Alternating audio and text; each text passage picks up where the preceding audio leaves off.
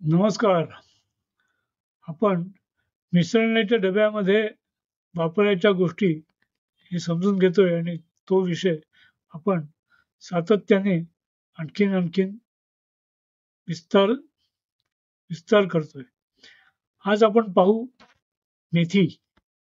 मेथीचे पिवळसर दिसणारे दाणे आपल्या मिसळण्याच्या डब्यामधलं फार महत्वाचं असं द्रव्य आहे आणि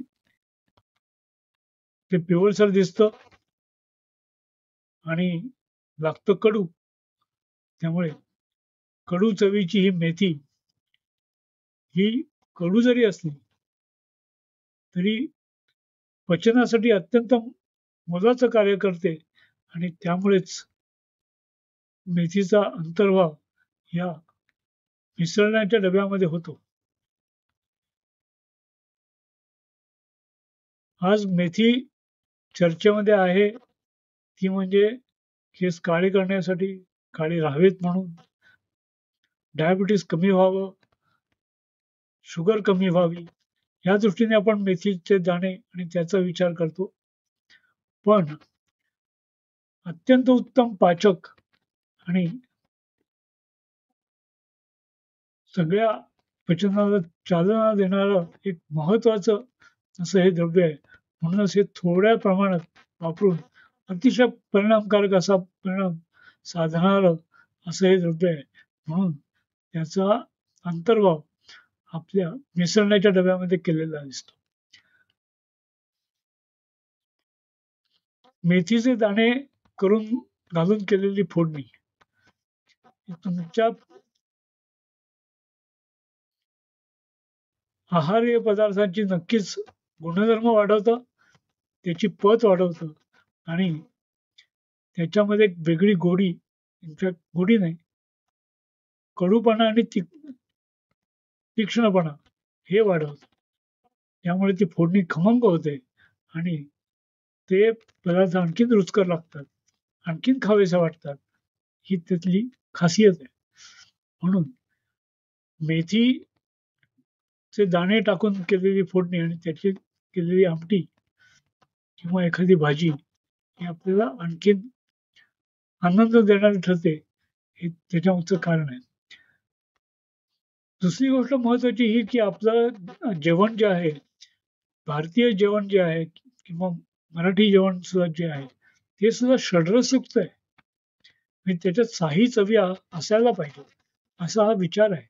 आणि त्याच्यामध्ये पाहणं मिसळण्याच्या डब्यामधली सर्व द्रव्य जरी चवीला तिखट असतील, काही असतील, तर त्याच्यामध्ये एक कडूपणा हा सगळीकडे एक महत्वाचा गुणधर्म आहे आणि तो सगळीकडे सगळ्यामध्ये कॉमन आहे.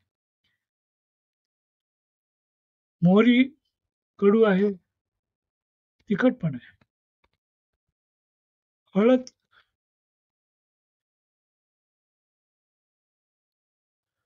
त्यामुळे कडू चव देणारी ही मेथी अत्यंत महत्वाची आहे.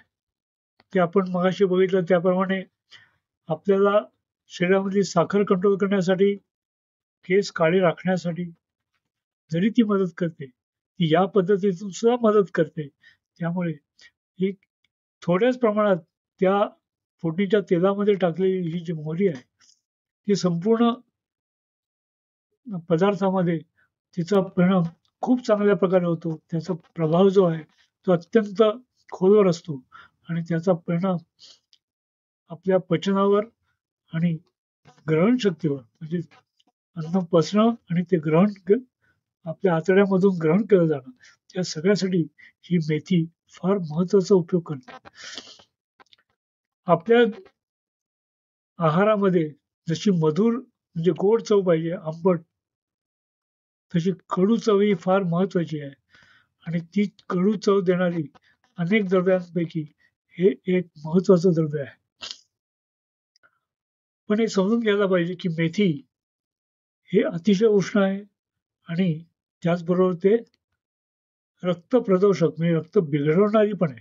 त्यामुळे योग्य प्रमाणात वापरणं त्यांनी गुन्हा नाही, ती चूक नाही, ती बरोबर आहे.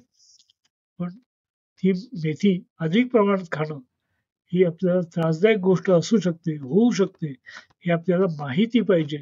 आणि म्हणूनच ती मिसळण्याच्या डब्यामध्ये एक छोटी चिमूट किंवा पाव चमचा एवढीच ती वापरायची आहे. त्यामुळे ती कमीत कमी वापरून जास्तीत जास्त फायदा मिळवणं आणि मुख्य म्हणजे